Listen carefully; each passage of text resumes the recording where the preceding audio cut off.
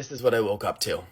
And I don't want to make this video, but I know I have to because the mainstream media isn't going to do it the justice that it deserves. As always, please remember to save and share this as it helps in this world, and we need to protect our communities.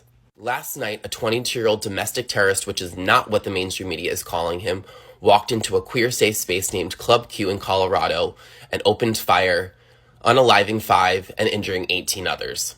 I think it's important to make a note of this, that someone with the same name and age as the suspect was arrested last year for one of these. We should also clear this up. I know the mainstream media and authorities will, take their time to say this, but I'm going to say this right now. This was 1000% a hate crime. Clearing up some other things the media's left out. The nightclub in Orlando's name was Pulse, and we need to say it and remember it so that these things continue to hold weight. Now I want to say this. It is November, which means it's Movember, which is why I'm wearing a mustache, which is meant to mark men's mental and physical health. Because we need to talk about it, because men are doing this. We see this happening at the hands of straight men more than anyone else.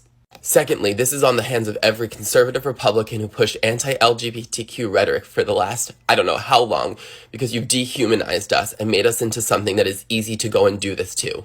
And lastly, I want to say this. For years, we've seen a growing movement of MRAs, incels, red pill, misogynists, whatever else you want to call them, and this is what it results in. These men who do not have community and don't know where to turn to online forums where they are fed and bred to be hateful and into the alt-right pipeline. People like Andrew Tate amplified this and only made it spread faster. We have to come together to make change because no one is okay in this current system. I want to take a moment to reflect on what today's actually, and that's the Transgender Day of Remembrance, which is what today's supposed to be about, not this. Lastly, I want to say thank you, I don't know the right word, to the people who stepped up at Club Q to stop this person from hurting more. We do better together. Welcome to the Love Army.